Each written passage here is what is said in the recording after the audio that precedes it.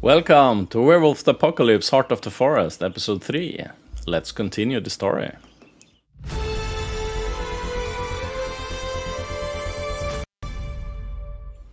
Welcome, I'm King Priam by night, and we're playing Maya, our protagonist. She has traveled to Poland to find out about her past. Let's see what more she can find out. The moment he disappeared, the buzzing came back. It wasn't as strong as before, but it was there. All I wanted to do was get out of there. Through the forest. We went through the greenery. The buzzing in my ears slowly decreased.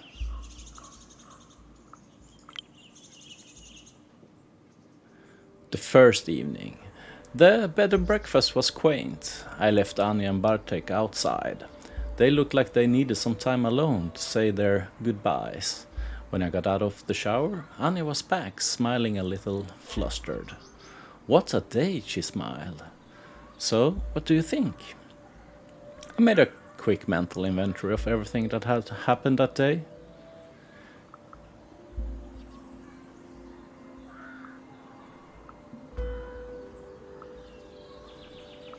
I was moved by the story of the wolves. The wolf cubs that were kidnapped and died in captivity, I sighed. The story stayed with me, you know. She put a hand on my arm. Divided family, huh? It's okay, Maya. The place of power sure made an impression. I felt this strange energy in the place of power before we met Cornell. It still freaks me out. Cornell seemed cool though, Anya answered, and he seemed to really understand what we were going through. They were cutting down the forest. I can't believe they're logging here. I shook my head. Isn't the forest on a UNESCO list or something? Yeah, I know. I want to check out this protest people were talking about. Maybe we could go there tomorrow. Daniel was a strange guy. There's something strange about the forest guide. I tried to put my finger on it. He acted like he learned how to be a human from a book he didn't understand. I know, right? Maybe it's the isolation. It seems he spends most of his time in the forest. I was freaked out by the vision of the barrows. Something strange happened when I was visiting the old barrows, I said, instantly regretting it. Never mind, I was probably just dehydrated. Yeah, it was probably it, but you looked weird. She laughed nervously. A lot of things today were weird if you think about it. I didn't feel like talking anymore. You know what, I'm seriously tired. Let's call it a day, shall we? Soon we were both in our beds, ready to sleep. I was tired, sure, but also excited. And excitement isn't the best for sleep. I lay there for a while thinking about everything that had happened and that might happen next. The wind from the open window lapped over my skin as I watched the silver rectangle painted on the wall by the moonlight. When I closed my eyes, I could still see the weird vision I had that day. My roots were here. I could feel them, almost touch them, and they were reaching to me. I felt I was closer to getting my answers.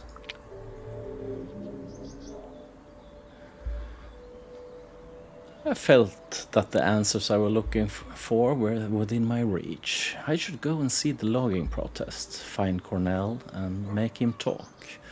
After a long while, all these thoughts became blurry. They slowly started to turn into pictures, sounds, and color. I drifted off.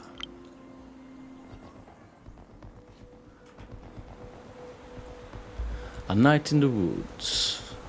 Two black holes underneath a crooked tree stare into the night, quiet and vigilant. I felt the excitement rising deep within my stomach, then through my whole body. I'm a weapon. I'm a razor-sharp knife, I'm a sword, I'm a gun waiting to be fired. I'm asleep for now, but soon someone will use me. I can't wait. I feel the pull. I feel the pull and I surrender to it. I'm pointed towards a clearing. There are piles of fresh corpses of people who died too young, skin mutilated. Their loved ones stand around them, grieving, unable to do anything, waiting. And suddenly there are just trees and tree trunks. I howl. I look at the moon and I howl, and the trees are dead, and I'm the only one left to sing their story. There is a stench in the air like meat rotting in acid, but somehow worse. I see the monstrous army. Their mandibles are whirling chainsaws. Their long metal arms are wrapped with black pipes that look like glistening intestines. Their smell is vile. They wait, unmoving.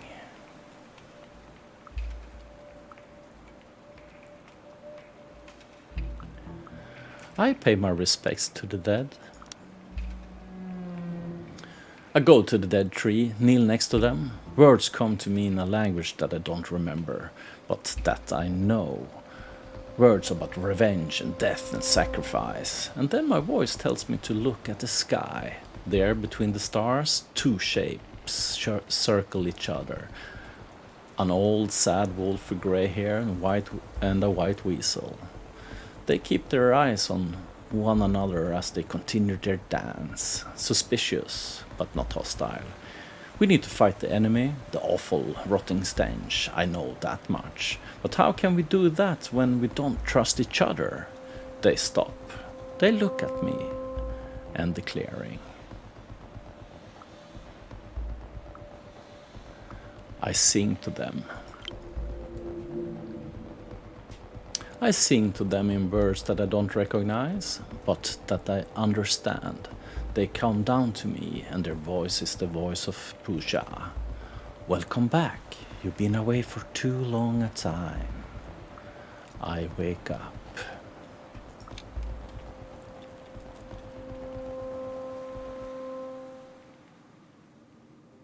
Chapter 2. Logging. The day after. The next morning was full of sunshine and birdsong. I could smell the heat of the afternoon building. Those long, honey-like hours in late June when Earth isn't tired of its own warmth yet. But it was crisp and pleasant now. I got up. I sat on my bed for a moment, letting my feet dangle from it. I wasn't sure how I felt. The weight of the previous day had coiled up somewhere in my chest, and it felt like a tiny merry-go-round gaining speed. And there was the dream. Then I remembered the dream, the clearing, the animals in the night sky, waiting for me. I took a shower, ate something without really paying attention, and went out. Anya joined you. Summer morning. We were halfway through the forest and Bartek caught up with us. You were right, Anya, the protest is important.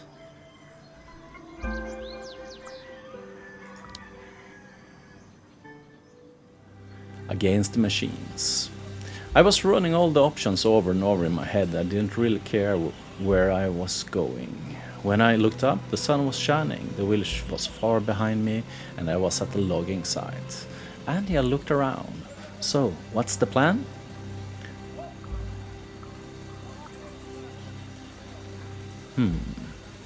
To stop the logging. We have to stop this logging. I looked around. On my right was the ancient forest. On my left was the freshly thorn clearing. Ahead of me, ruining the view, were huge logging machines and a group of people arguing in their shadow. They clearly needed someone to gently nudge them in the right direction.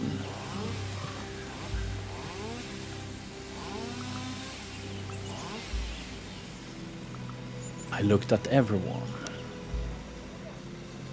There were people there too. The loggers were sitting idle on the tree trunks, sharing cigarettes. The police that stood between them and the colorful group of protesters were visibly uneasy and twitchy. I saw some reporters who were clearly bored because no one was doing anything interesting. The harvesters loomed over the clearing, reeking. I saw a familiar face among the protesters. I noticed Daniel. He stood near a group of arguing protesters, but as I cast my eyes on him, he went to one of the harvesters, turned his back on other people there and started pissing on the machine. The protesters were clearly conflicted.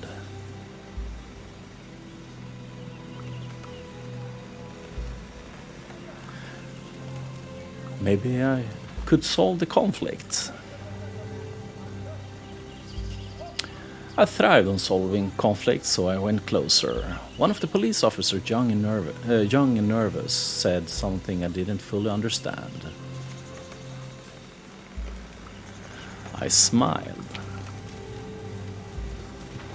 I smiled at him and said, "I don't understand," in my best Polish. He smiled back. "Oh," he said, "you're one of them, and then let us go." Then I noticed that someone joined us.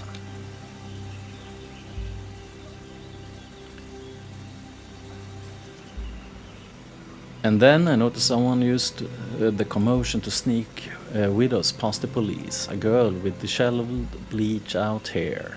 "Don't worry," she patted the officer on the arm. "It was an awful pick-up line anyway." He recoiled. "You shouldn't touch me, ma'am." I smiled. I smiled at her and wanted to say something, but I was interrupted. "Pat," Cornell called her from the gathering. "Could you come here? I need you to show Olga that chart."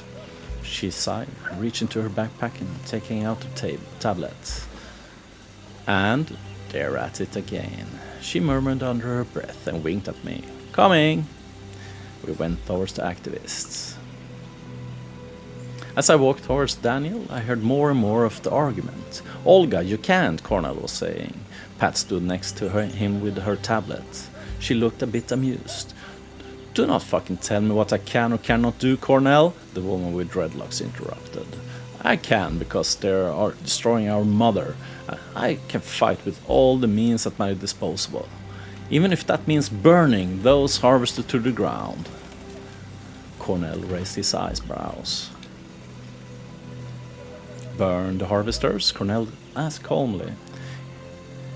"In this drought? Olga, are you out of your mind?" "I know what, you know what I mean. We fight them any way we can, because this is a fucking war," she spat. He sighed. You never seen real war in the shows. Nobody is shooting at us, believe me. We want it to stay that way. We need a peaceful protest. I approached Daniel. "Hey, can we talk?" I asked, approaching Daniel. He smiled, sipping his pants. "Oh, hi, Maya.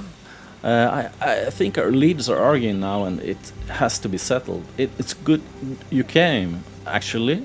We need to tell Cornell that he is wrong." "Oh, so I was to take a stand." I looked at them. I looked at them both. Olga with her fury and passion. Cornell with his cool professional demeanor and shared with any reservation what I felt about the situation. Peaceful wasn't flash enough. There was a fine line to thread. It wasn't about personal victory. There was a fine line to thread. "There is a fine line to thread," I said in silence. "I don't want the protesters to be painted as terrorists. You don't want them to be treated as irrelevant and ignored." I only inflamed the situation. The argument attracted more and more people. Someone old shook their head and moved forward. They had deep wrinkles and narrow mouth and the unisex grace of a tired heroin-preserved rock man. I totally dug their style. They had shoulder-length, disheveled-haired, a clean-shaved, and eyes heightened with eyeliner. Bright blue nails, heavy army boots, and a red shirt and a tank top completed the look, and pins, lots of pins. All kinds of LGBTQA plus flags, anarchist and pacifist symbols, and I think some German band stripes. I observed them curiously. Olga, darling, I know I love you, but Cornell really knows what he's doing. Please trust me on that one. They talked to Olga, but kept glancing at me as if to check how I reacted. Fuck off, Kim. You didn't even trust me enough to come here on your own when I asked you to. There was a woman at Olga's side. Next to Olga, there stood a woman, and she was the most beautiful person I'd ever seen. I couldn't tear my eyes off her. She had a perfect hourglass figure, long braids, and the most stunning cheekbones. Her eyes, slightly slanted, were a weird shade of blue, deep, almost purple. She had a peculiar accent. Kim, you want to teach me about violence? She looked them straight in the eyes. About fighting oppression? Just because your boss went to what? One mission in Afghanistan? Her Polish was peculiar, kind of mellow.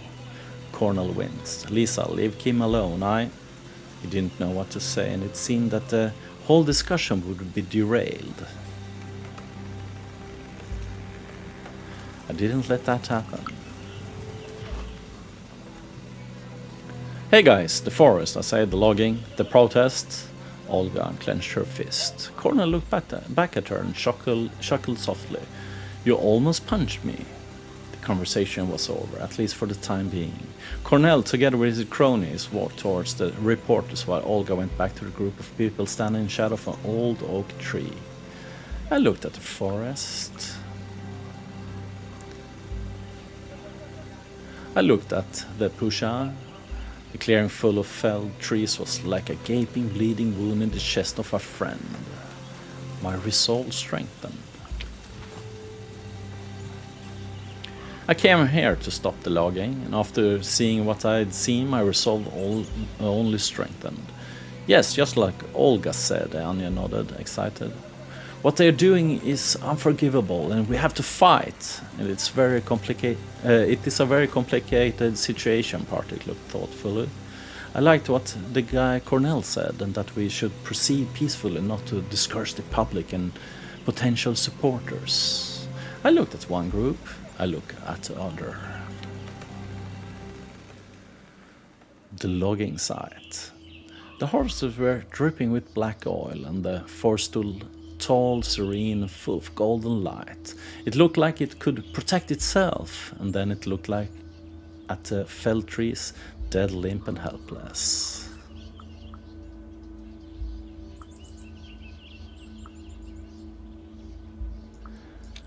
Cornell. Diplomacy. In the limelight, Cornell owed me some explanation. Hey, wait for me, I shouted and ran after him. Hello, Maya, he said. I see you haven't come alone. He reached out his hand. What was that about Olga? What was the argument really about back there, I asked. Why do you suspect some hidden motives? I couldn't tell if he was amused or suspicious. His eyes were an uncanny shade of grey. Why were they arguing? Be serious, that argument looked personal. But seriously, that argument looked personal. I looked back at Olga and her crowd. Her heart is in the right place, but her methods are not optimal. Cornell looked at me in the eyes. I know why you came to Bielovetsa. The force is reaching out to you, because for a long time your ancestors were its servants, and now you're the only one left to pay what they owed. He seemed to believe it. I looked at him, skeptically, but he seemed to believe it. We have the same goal, he looked back at me. Will you help me? I had no time to answer.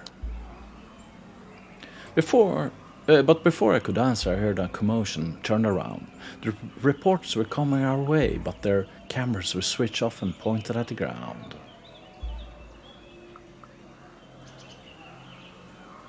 Why weren't they filming? Funny, I thought. They should be taking photos or filming the protest, but I couldn't remember if they were when I arrived at the site. So, asked Cornell. There was a hint of impatience in his voice. The reporter shook his head and grimaced. Sorry, everyone, we can't do anything. We're not allowed to cover what's going on here. What did they mean? What? I exploded. What do you mean you're not allowed? Who said so? Everyone was looking at me. I felt weird. It felt weird. The reporter shrugged. The people who can send an officer your way would kindly ask you to hand over your memory card, or else... Go figure, girl. There was a moment of tense silence.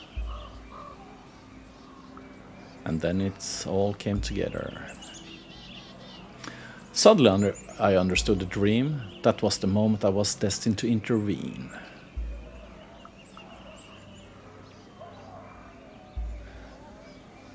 The protest was too quiet. They needed inspiration.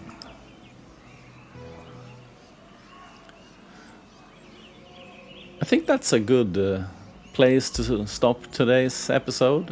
Thank you for watching. And did you like what you saw? Trigger like below and leave comments if you like. And I see you next time.